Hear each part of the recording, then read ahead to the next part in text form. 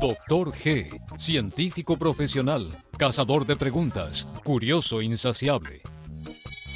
Señor de acá, sujeto experimental profesional, de comprobada eficiencia, dispuesto a las acciones más temerarias, asumiendo riesgos y sacrificios en beneficio de la ciencia. Señor de allá, sujeto experimental aficionado, de relativa eficiencia, soñador empedernido y en busca de un trabajo mejor.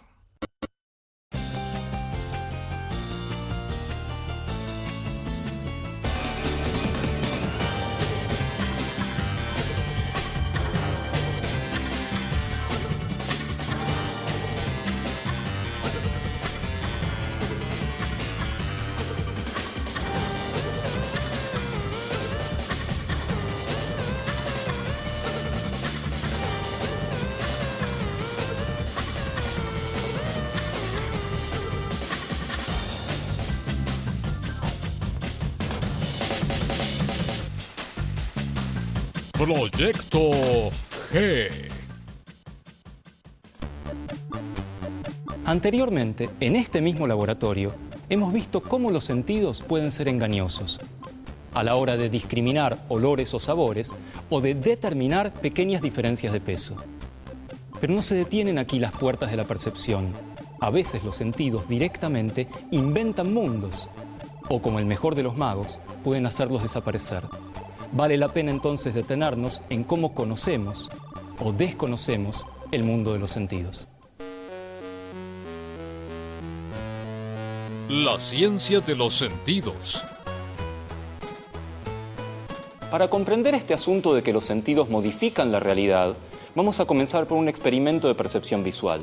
Señor de acá, por favor, Cierto. ¿me puede decir qué ve en este elemento de prueba? A simple vista podemos comprobar la existencia de un punto y de una cruz. Perfectamente. Ahora tome el cartel, por Sí, favor. doctor. Y le voy a pedir que se tape el ojo izquierdo y con el ojo derecho vea el punto. Doctor, a fin de garantizar el éxito de esta prueba y por pura comodidad de que yo pueda realmente realizar los movimientos, le pediría que esta vez obviemos taparme el ojo con la mano. Es absolutamente indistinto, podemos comenzar la prueba. Gracias, doctor. Cierre entonces el ojo izquierdo, con el derecho vea el punto y acerque y aleje lentamente el elemento de prueba. Y dígame si pasa algo extraño. Bueno, algo muy inquietante, doctor, más que extraño, ¿eh? Consigo ver que ha desaparecido la cruz. Permítame. Sí, doctor. Bueno, efectivamente la cruz no desapareció. Sigue así. Vamos a hacer un segundo experimento, la prueba B. Este es el nuevo elemento de prueba, en el cual tenemos el mismo dibujo de antes, un punto y una cruz, pero en este caso unidos por una línea horizontal. Ahora le preguntaría, señor de acá, ¿cuál es la predicción del resultado de este experimento? En el anterior sabemos que desaparecía un pedazo del mundo. ¿Qué le parece que va a ocurrir en este caso? Bueno, estoy casi seguro que exactamente lo mismo. Desaparecerá esa parte del mundo. O sea, la predicción es que la línea se continuará, se interrumpirá y luego habrá un pequeño segmento hacia el final. Exactamente, doctor. Por favor, realice la misma experiencia, tome el elemento de prueba, cierre el ojo izquierdo, con el derecho fije el punto y acerque y aleje el cartel.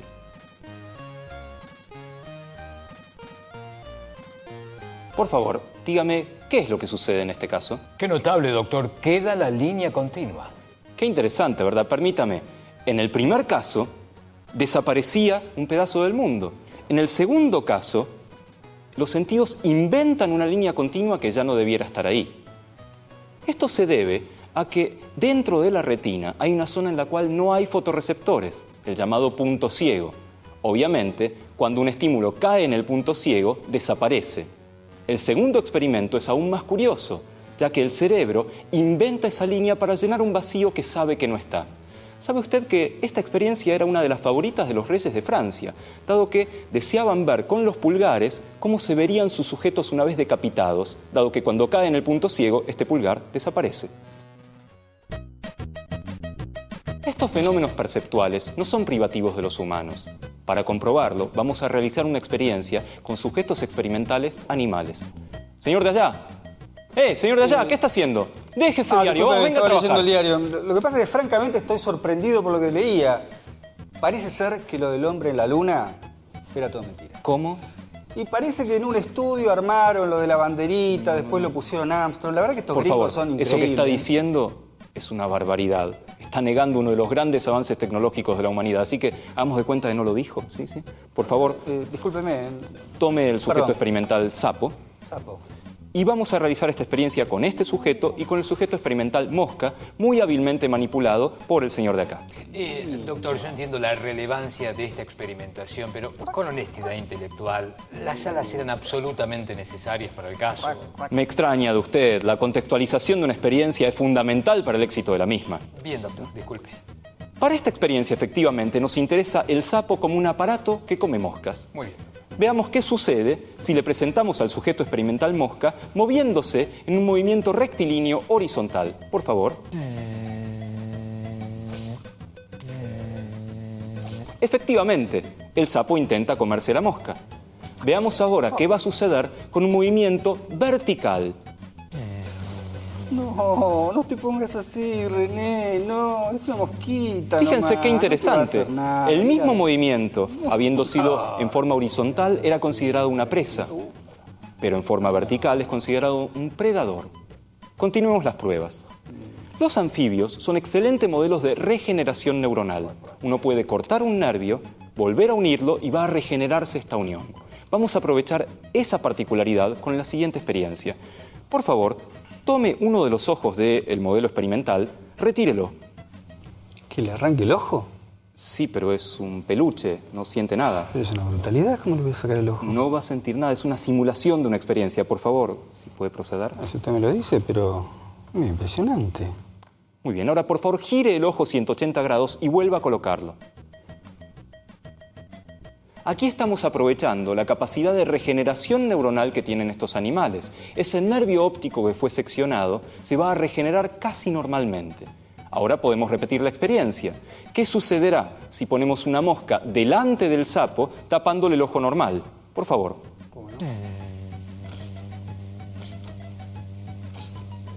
Efectivamente, el sapo no sabe qué hacer. Ya sabíamos que con un ojo normal va a sacar la lengua y comerse la mosca. En este caso, para el sapo, la mosca está en cualquier otro lado. En otras palabras, para el sapo, el mundo no existe. Existe lo que ese ojo le está diciendo sobre el mundo, que la mosca está atrás o al costado. Este sapo, con el ojo girado, si uno lo larga al campo, se muere de hambre.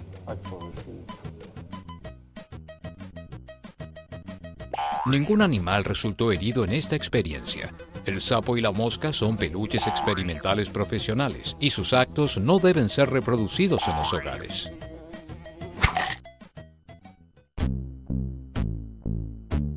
Vamos a realizar otra prueba sensorial, en este caso con el tacto, para demostrar una vez más cómo los sentidos nos engañan. Para ello requiero al señor de allá y a un par de agujas. Ay, aguja, no, me da impresión. Pero, la ¿qué le última pasa? vez que me vacunaron me desmayé. Pero son agujas de tejer. Disculpe, doctor, debo intervenir en mi carácter de superior. Debo consultarle si está garantizada la integridad física del señor de allá, tal como lo establece el convenio de trabajo de los sujetos experimentales vigente al día de hoy. ¿Se da cuenta de que esto es madera, agujas de tejer? Bien, pero psicológicamente, doctor, realmente estamos muy cerca de un arma blanca, ¿no? Bueno, dejémoslo ahí, vamos a comenzar la experiencia. Señor de allá, por favor, extienda su mano, la palma hacia abajo y cierre los ojos. Usted, por favor, certifique la experiencia. ¿Cómo no, doctor? Yo lo voy a tocar con una o dos puntas y usted me tiene que decir sencillamente qué sintió, ¿de acuerdo? Bien, sí, doctor. Comenzamos la experiencia. Bien. doctor. Ay, ¿Le dolió? me impresionó. Bueno, dígame si fue con una o dos puntas, por favor. Con dos. Vamos a continuar la experiencia. Cierre los ojos nuevamente. Y ahora voy a hacer lo mismo, pero en la espalda. Usted certifique lo que voy a realizar, doctor, por favor. Ay, Bien. ¿Cuánto sintió? un pinchazo. Por favor, en ambos casos fue con dos pinchazos, ¿verdad? doctor. Dos agujas. Sí, doctor. ¿Qué es lo que sucedió aquí? En la espalda, los campos receptivos, o sea, la porción del mundo que es capaz de sensar una neurona, son más grandes. En la mano son más pequeños, por lo tanto se discrimina más. Si un campo receptivo de la espalda es más grande, los dos pinchazos caen en el mismo campo receptivo, en la misma neurona. No queda otra que identificarlos como una sola estimulación, un engaño de los sentidos. Vamos a realizar una nueva prueba sensorial.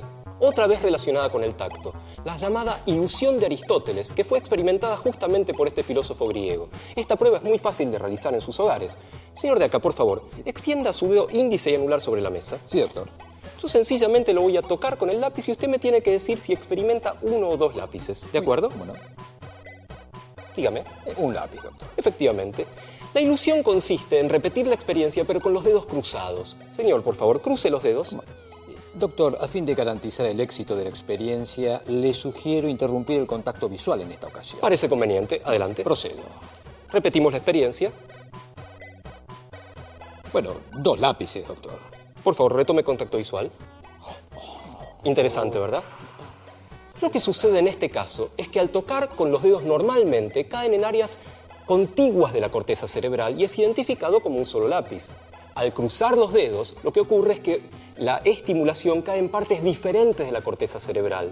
Por lo tanto, se identifica como 2 estímulos diferentes, una verdadera ilusión aristotélica. Discúlpeme, doctor, la inquietud, pero los 4 colaboradores que están acá, ¿qué papel van a cumplir? Porque me llama la atención. Es que han venido acá porque vamos a realizar una última experiencia que es espectacular. Se trata de levantar al señor de acá solamente con 2 dedos. Por favor, procedan. Solamente con la unión de los 2 índices van a intentar levantarlo. Como ve, le cuesta mucho. Muchas gracias. Ahora continúen dando vueltas alrededor del señor, 3 vueltas muy rápidamente. Fíjese, una vuelta, otra vuelta, y cuando culminen la tercera, pónganse en la posición original e intenten nuevamente. Resulta mucho más sencillo, fíjese. Procedan, se pueden llevárselo. Doctor, yo soy un profesional. Doctor. ¿Qué le parece? Discúlpeme, doctor, pero ¿qué tiene que ver esto con la percepción? La verdad es que no tiene nada que ver, pero no me va a negar que es muy divertido. Sí, la verdad, muy divertido. Vaya a buscarlo. Sí, cómo no. ¡Ahí voy! Hemos visto entonces cómo el mundo es un conjunto de estímulos sensoriales y la percepción y los sentidos se encargan de explicar e identificar esos estímulos. A veces los sentidos nos engañan, pero es la única forma que tenemos para conocer el mundo. Ciencia a lo bestia. Animales versus electricidad. ¿Por qué no reciben una descarga los pájaros que se posan sobre los cables de electricidad? Si un pájaro se posa con sus 2 patas sobre un cable, la diferencia de potencial que se genere va a ser muy pequeña y no va a sentir ninguna descarga. Sin embargo, si ese pájaro tocara otro cable o bien el poste, sí podría recibir un golpe eléctrico. Esto sucede a veces con roedores que caminan sobre un cable y con su cola tocan otro cable. Se genera una diferencia de potencial que puede llegar a afectarlos. Las mujeres en la ciencia. Cuando pensamos en el arquetipo de científico a través de los años, seguramente imaginemos desde un griego barbudo y con toga filosofando con sus amigos en el bar, hasta el más moderno investigador con lentes, guardapolvos, pasos distraídos y moscas en la cabeza. Pero lo más seguro es que pensemos solamente en hombres, como si las mujeres no hubieran cumplido un rol fundamental en la historia de las ciencias. Momentito. Porque es que los ejemplos femeninos en las ciencias naturales o en la matemática a través de los siglos son tan pero tan pocos. ¿Será que no les interesa el tema? ¿O que no estaban preparadas para la ciencia como afirman algunos papanatas por allí? Nada de eso. Durante muchísimo tiempo a las mujeres les estaba prohibidísimo estudiar carreras científicas o incluso medicina, por lo que las pocas que pudieron hacerlo tuvieron que aprender a los ponchazos y muchas veces a escondidas. Aún así, su aporte ha sido fundamental en todas las épocas. Repasemos las aventuras de algunas mujeres que están escondidas en la historia de la ciencia. ¿Quién no aplicó alguna vez la revolucionaria tecnología del llamado baño María para mantener la temperatura constante? Pues bien, se cree que es obra de María la judía, una verdadera alquimista que vivió entre los siglos II y III después de Cristo. Hay quienes dicen que fue bibliotecaria, mientras en su laboratorio perfeccionaba complicados aparatos para técnicas químicas como la destilación. También en destilación y otras ciencias trabajó la famosa Hipatia, que vivió en Alejandría entre los años 370 y 415 de nuestra era. Para deleite de los alumnos contemporáneos, resolvió las ecuaciones cuadráticas, pero también estaba interesada en la astronomía, para la cual desarrolló instrumentos de observación como un astrolabio con el cual midió la posición de las estrellas. Como suele suceder en estos casos, se ganó la enemistad de muchos hombres, comenzando por Cirilo, obispo de Alejandría, y su final fue poco feliz. Muchos siglos más tarde, en 1786, la alemana Carolina Herschel, que había empezado su carrera como cantante, descubrió el cometa que hoy lleva su nombre, el primer cometa femenino. Pero no quedó satisfecha y siguió descubriendo 3 nuevas nebulosas y 8 cometas más. En 1846 recibió una medalla de oro por su trabajo científico de parte del mismísimo rey de Prusia. Los padres de estas mujeres estaban muy preocupados. Pensaban que las nenas nunca se casarían. Por ejemplo, Sophie Germain tuvo que estudiar sola y a escondidas de noche en su cuarto porque su familia quería alejarla de la macabra influencia de los libros. Para estudiar en la escuela politécnica tuvo que mandar su aplicación y un artículo con seudónimo de hombre. El trabajo resultó tan bueno que el famoso matemático Lagrange quiso conocerla y ser su tutor. Sophie fue una de las más importantes matemáticas de su época y de todos los tiempos. No fue la primera ni la última mujer que se destacó en matemática en la historia.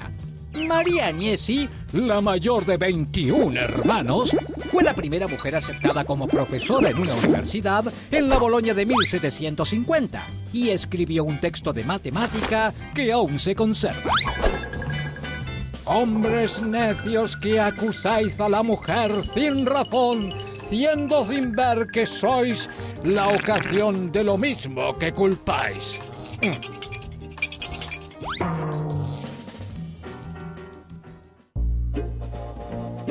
Ciencia lo bestia. Té inflable. Un poco de ciencia para las 5 de la tarde. Uno echa el agua caliente en la taza que tiene el saquito de té y de pronto el saquito se hincha. ¿Por qué sucede esto? Las apuestas están abiertas. Una posibilidad es que el agua caliente el aire que está dentro del saquito haciendo que se expanda. Uno podría, por ejemplo, presionar el saquito antes de ponerle, sacar la mayor parte de aire posible y esto no debiera ocurrir. Otra pregunta científica para el té podría ser si hay que echar el agua sobre el saquito o poner el saquito una vez que el agua está dentro de la taza. Como ya vimos, cuando uno echa el agua sobre el saquito se expande. Cuando uno pone el saquito en el agua caliente, el aire también se calienta, pero se le da la oportunidad de salir por arriba, no expandirse y por tanto no flotar, que es lo que le molesta a los tomadores de té. Como sea, esto permite hacer muchos experimentos en casa, probar distintas temperaturas de agua, distintos tipos de saquito, hasta distintos tipos de té. Y si se les complica mucho, pueden probar a tomarse un café. La tabla periódica de los alimentos. Sal de mesa.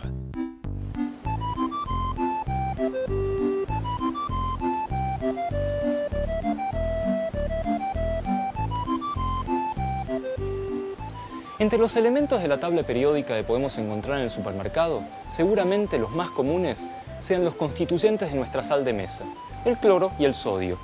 Toda sal se forma por la reacción entre un ácido y una base, y esta sal, el cloruro de sodio, no es una excepción. Sus componentes, los elementos cloro y sodio, son fundamentales para el funcionamiento de todas las células de nuestro organismo. El sodio tiene además otra propiedad, es capaz de aumentar la presión arterial, con lo cual está contraindicado para varias personas. En esos casos, se trata de reemplazar el ion sodio por otro que no tenga esta propiedad de aumentar la presión, como el potasio, otro elemento de la tabla periódica. Esta sal, el cloruro de potasio, se utiliza en este tipo de pacientes. Hay sales que también proponen que son sal de verdad, cloruro de sodio, pero con menos cantidad de sodio. Esto es imposible. Si son cloruro de sodio, la cantidad de sodio está fija y es universal. Puede ocurrir que los granos sean más gruesos, con lo cual tengan más aire en el medio y pesen menos, pero insisto, la cantidad de sodio es la misma. Hablando de granulación, debemos referirnos a la sal gruesa, que tiene un grano más grueso que el de esta sal fina. En ese caso, podríamos pensar que la sal gruesa sala menos, ya que tiene menos superficie en contacto con aquello que queremos salar, a diferencia de estos granos tan pequeños con una superficie mucho mayor de contacto. También tenemos que mencionar la existencia de la sal marina. No siempre viene del mar, a veces viene también de canteras. Una de sus propiedades es que se mezcla con arcillas y otros componentes del lugar y en ese caso adquiere sabores y colores que le son muy característicos. Cloro, sodio, potasio son muchos los elementos de la tabla periódica que podemos seguir encontrando en el supermercado.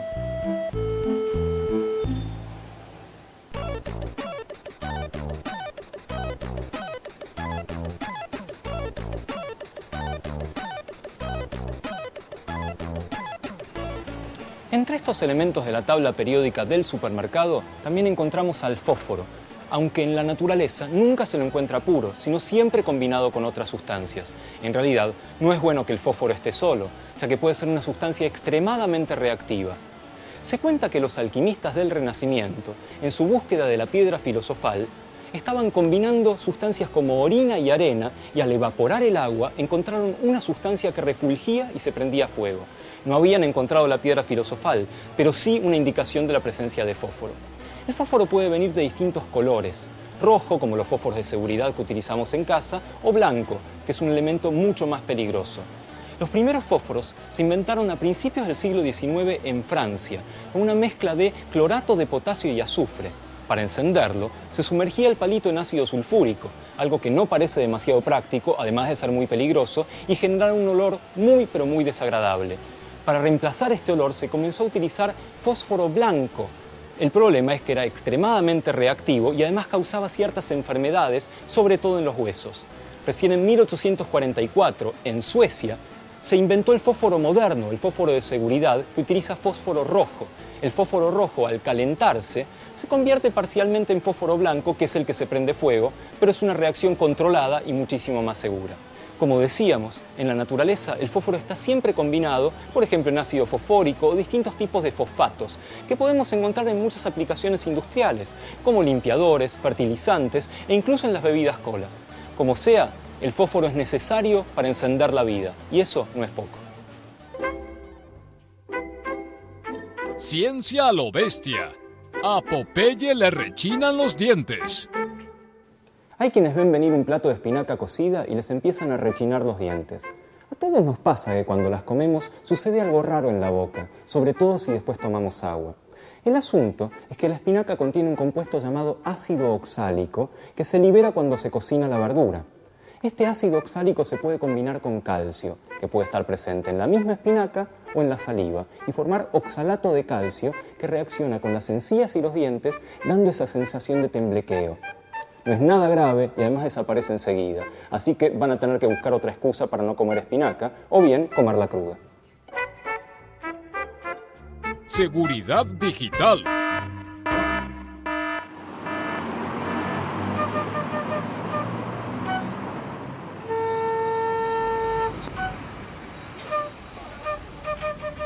Buen día.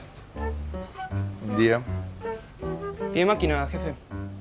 Sí, pibe, andá ahí a la primera.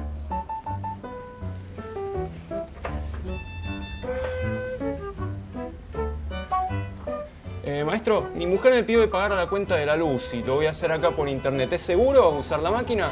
Es tan seguro como cualquier máquina usada por mucha gente. Bueno, voy. Ni más voy. ni menos.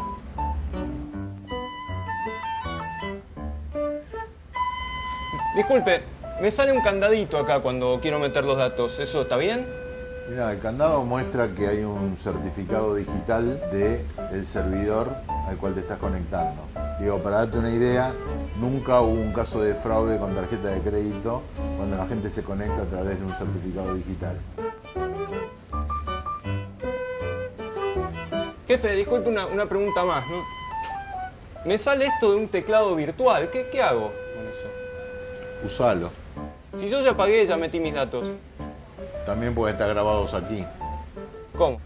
Yo te puedo poner un programa en la computadora que todo lo que vos escribís con las teclas quede registrado. Entonces, si vos pusiste una clave, yo puedo tener tu clave capturada. El teclado virtual es un dibujito de un teclado que aparece en la pantalla. Sí, acá está. Y entonces, en vez de apretar la letra A, vas con el mouse y haces clic en la letra A. Y eso lo hace a prueba de esos programas. Te da la seguridad de que lo que vos escribas no puede ser capturado en un locutorio. Este tipo sabe. Bueno, ya está.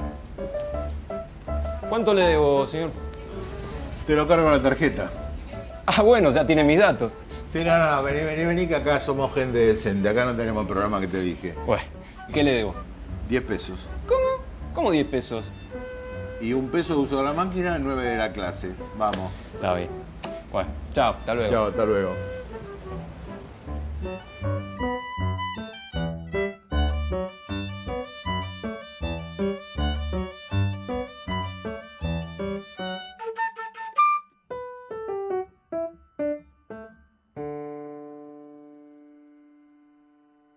¿Querés saber más sobre la ciencia en la vida cotidiana?